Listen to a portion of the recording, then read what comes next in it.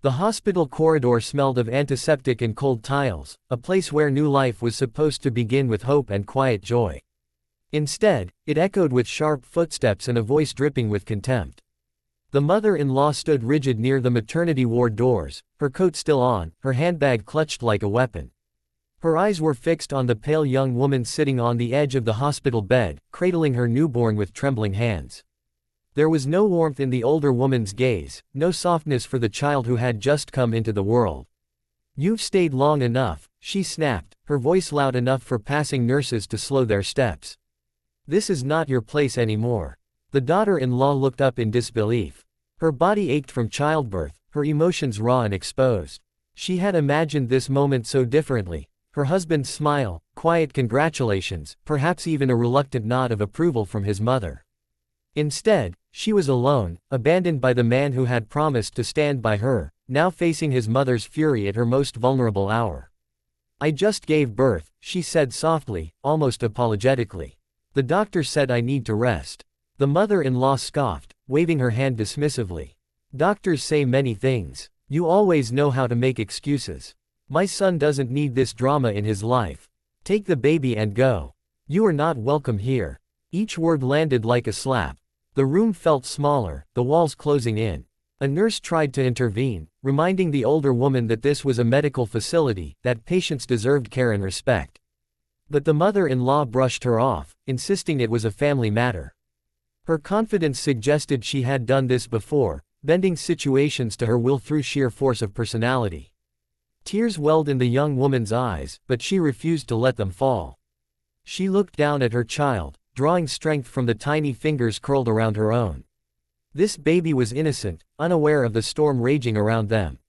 The daughter-in-law stood slowly, pain shooting through her body, as if preparing to leave might end the humiliation sooner. That was when the sound of approaching footsteps cut through the tension. At first, no one paid attention. Hospitals were full of people coming and going. But these steps were steady, deliberate, and when they stopped at the doorway, the air in the room seemed to change. A calm but commanding presence filled the space. "Is there a problem here?" a man's voice asked. The mother-in-law turned sharply, irritation already on her face, ready to lash out at another interruption. But the moment she saw who it was, her expression froze. The color drained from her face, and for the first time since she had arrived, she was silent. It was someone she never expected to see there, someone whose authority she could not dismiss with a wave of her hand. Whether it was a respected family elder, a legal authority, or a figure from her past whose opinion mattered more than she liked to admit, his presence shattered her confidence. He took in the scene with one slow glance: the exhausted young mother, the newborn, the half-packed hospital bag, and the older woman standing like a judge delivering a sentence. He stepped forward, his gaze unwavering. "You will leave," he said quietly, looking directly at the mother-in-law. "Now." She opened her mouth to protest, but no words came out. Her earlier cruelty seemed to collapse under the weight of being seen for what it was. Around them, the nurses stood still, watching as the balance of power shifted in a matter of seconds. The daughter-in-law felt a rush of emotions she could barely name: relief, shock, gratitude, and a deep, aching sadness for everything that had led to this moment. She sank back onto the bed, clutching her baby close, as if afraid the ground beneath her might give way again. The unexpected guest turned to her, his voice softening. "You're safe here," he said. "No one is going to throw you out." The mother-in-law finally found her voice, but it was weak, stripped of its earlier venom.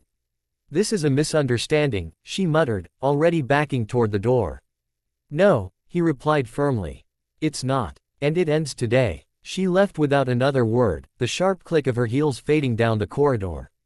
The silence she left behind was heavy but healing, like the calm after a violent storm. Later, as the room settled and the nurses returned to their duties, the daughter-in-law stared out the window, watching the city move on as if nothing extraordinary had happened. Inside her, something had shifted. She had been pushed to the edge, told she didn't belong, made to feel disposable at a moment when she needed compassion the most. Yet she had also witnessed how quickly cruelty could crumble when confronted by truth and courage. In another part of the world, far from the sterile halls of the hospital, a very different kind of confrontation was unfolding under bright studio lights. Mel C sat on a plush couch across from Kelly Clarkson, the atmosphere charged with tension that viewers could feel through their screens. What was meant to be a friendly conversation had spiraled into a heated clash, words overlapping, emotions flaring. Mel C's jaw tightened as the exchange grew sharper. Years in the public eye had taught her resilience, but there were lines she would not allow anyone to cross. When the discussion veered into territory she found disrespectful or dismissive, she made a decision that surprised everyone watching. She stood up. The studio audience gasped as she removed her microphone, her movements controlled but unmistakably final. Kelly Clarkson tried to smooth things over, her voice following Mel C as she headed off set, but it was too late. The moment had passed. Mel C didn't shout. She didn't throw accusations or demand apologies.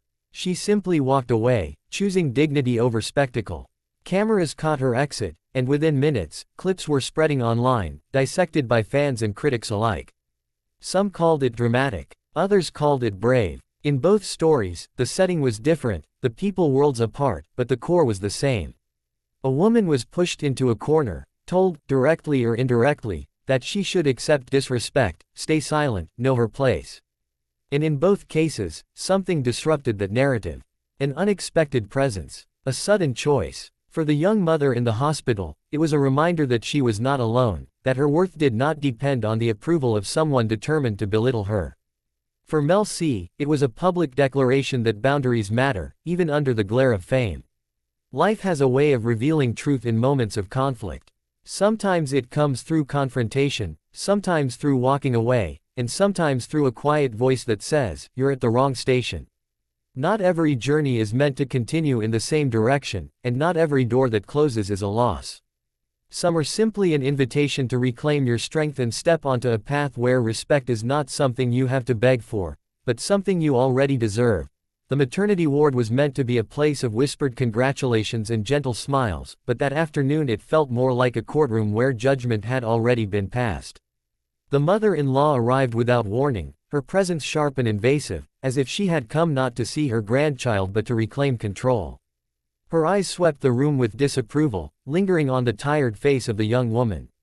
Lying in the bed, her newborn sleeping peacefully against her chest. "So this is how you planned it," the older woman said coldly, breaking the fragile silence. "Playing the victim, as always." The daughter-in-law blinked, struggling to process the hostility. She had barely slept, her body still weak, her heart overwhelmed by the reality of motherhood. She had hoped childbirth might soften things, that a new baby could heal old wounds. Instead, the tension that had haunted her marriage now stood at the foot of her bed, louder and crueler than ever. "I didn't plan anything," she replied quietly. "I just wanted to give birth in peace." "Peace?" The mother-in-law laughed bitterly. "You've brought nothing but chaos into my son's life. And now you expect us to celebrate." Her voice rose, drawing attention from the hallway. A nurse appeared, concern etched on her face, but one sharp glare from the older woman sent her retreating. Years of dominating family conversations had taught her exactly how to silence opposition. "You're done here," the mother-in-law continued. "As soon as you're discharged, you'll leave." "Actually, no. Pack your things now. I don't want you staying another minute." The words hit harder than any physical blow. The daughter-in-law felt her throat tighten, tears burning behind her eyes. Her husband wasn't there. He hadn't answered her messages all day. Whether out of fear, loyalty, or indifference, he had chosen absence, leaving her to face this alone. She shifted carefully, pain rippling through her body, and looked down at her baby. The tiny chest rose and fell in slow, steady breaths, blissfully unaware of the conflict threatening their fragile world. That small life gave her just enough strength to speak. "This is a hospital," she said. "You can't just throw me out." "I can," the mother-in-law replied sharply. "And I will." Just as she reached for the door, ready to summon security or make a scene grand enough to force compliance, another voice entered the room. Calm, measured, unyielding. "That won't be necessary." Both women turned. A man stood in the doorway, his posture relaxed but his eyes alert, taking in every detail.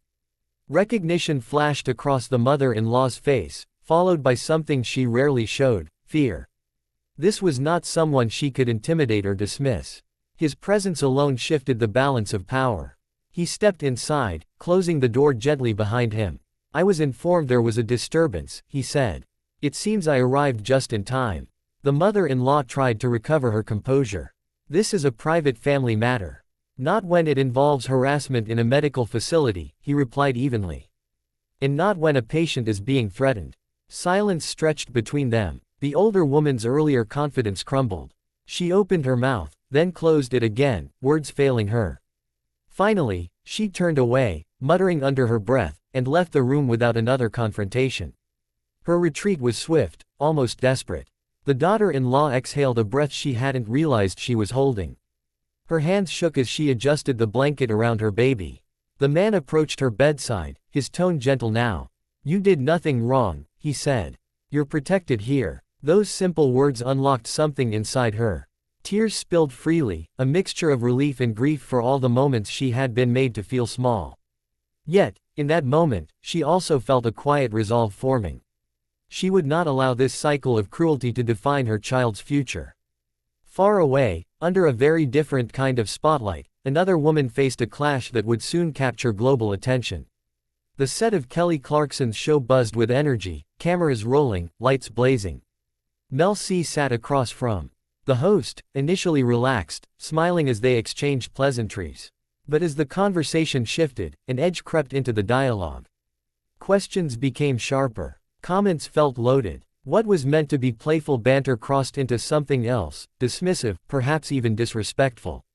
Mel C's expression changed subtly, a tightening around her eyes, a pause before she answered. She tried to steer the conversation back, responding thoughtfully, but the tension only grew. Viewers could sense it, the uncomfortable silence between exchanges, the forced laughter that didn't quite land.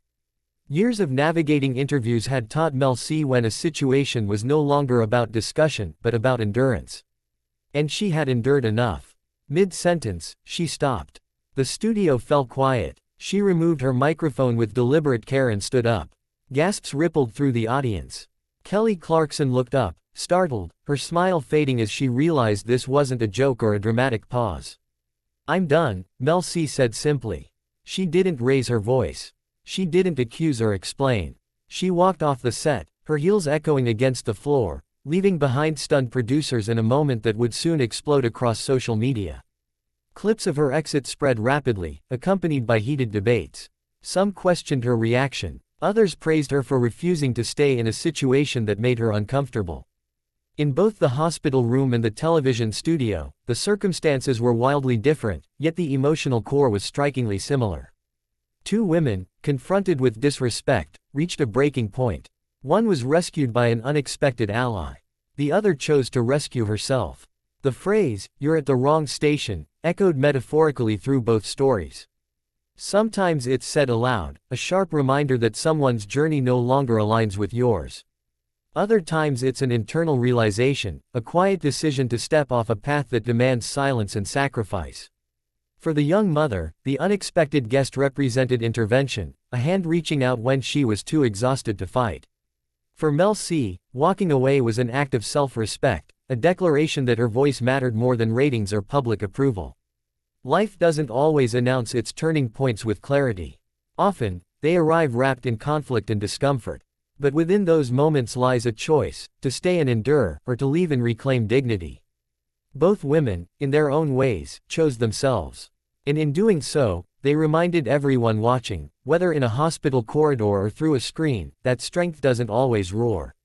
Sometimes it speaks softly. Sometimes it walks away. And sometimes, it simply refuses to be pushed any further.